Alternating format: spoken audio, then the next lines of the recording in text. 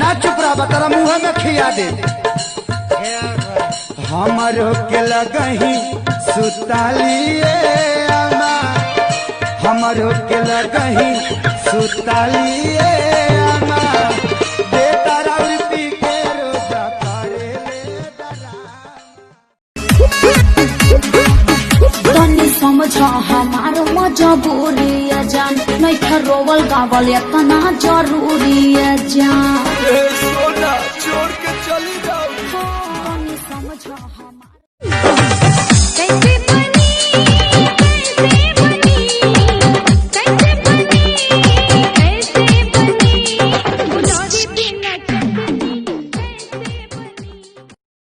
Tempo से आइला तो अतना गुमान तुहे अतना गुमान स्कॉर्पियो से आई बात चलबा उतान खाना बंद करो सालो सुनो गाली ले आवत बरू दर्द के दवाई और सूझ गईली सैया से रतिया चपक के ककरी भइल बा कमरिया लपक के ककरी भइल बा कमरिया कोई ना समझाए इनको जो भी इनका फ्रेंड है जो मेरा रसी बैंड है पापा जी हाथ में है हमरा नाम के मेहदी भुला जइबू का हो शादी होते जान भुला जइबू का अरे बुसत के बटान कहाँ गिरल बा टूट के आवतार मजा राजा कवना से लूट के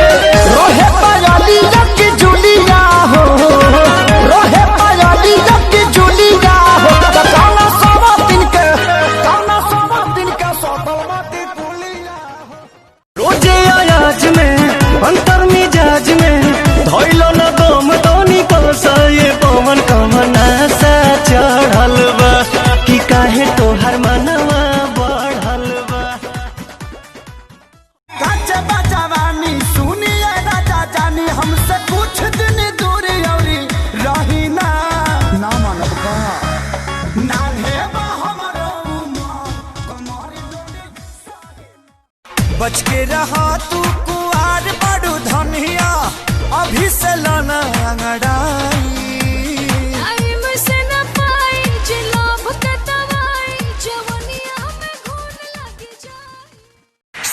सदी हली पूरी मिठाई नाना नदी हली चटानी सैया दी हले हरियर मरिचा कोच से ना कोटानी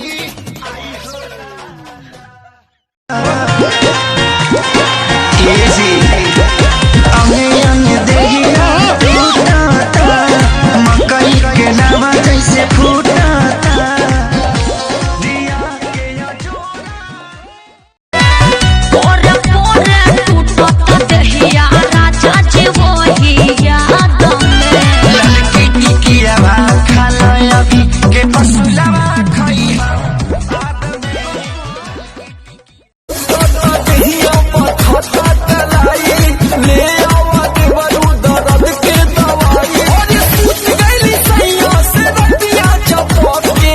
ककरी भइल बा कमरिया लपक के ककरी भइल बा कमरिया लपक के कैसन बालू राजा टूट जाता हूँ कई तो बॉडी के हमारा चापता कैसन चोली ले आइला है सैया कैसन चोली ले आइला है सैया अरे कहीं को बोलिया पर चलिया कि न तो भतार कर जा कर के अरे कहीं को बोलिया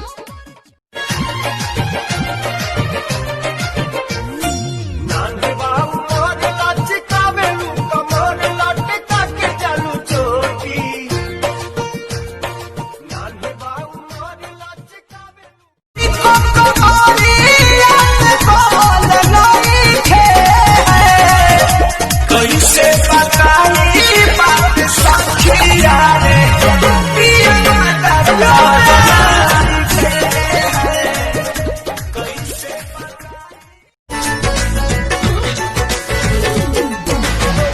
लागता कि देवरे के गइल हई खेला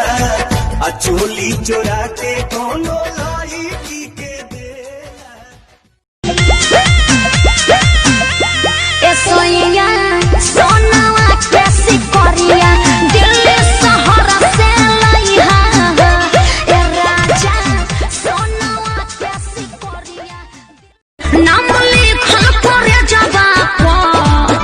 कौन साबुन से धोई बेरे सुन जब याद के न धइले रे तो भतर के न होई बेरे। एहो गेहूं झाड़ता खेत में साड़ता रोज देखी देखी हमर हो करे जा फटता भतारी साला सब दिन सोना से लाज मानो सोना से नरमा तेरे मन में हर के यार सड़िया जब हम तेरी सोना से लाज मानो सोना से नरमा मुवना जावना करा के घरे लाई लगावे साथी जाने कवना से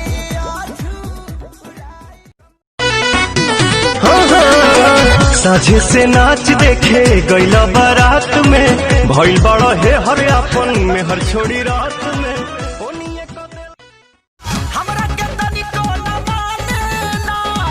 दोसर देवाली चाचा फानेला ई त घूमी घूमी खोजता चारा भातार भटियारा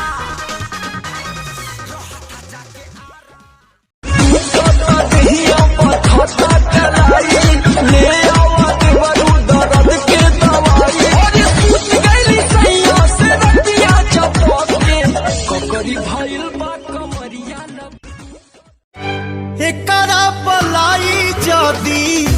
केहू जो नजरिया बोटी बोटी काट दे हब गतरे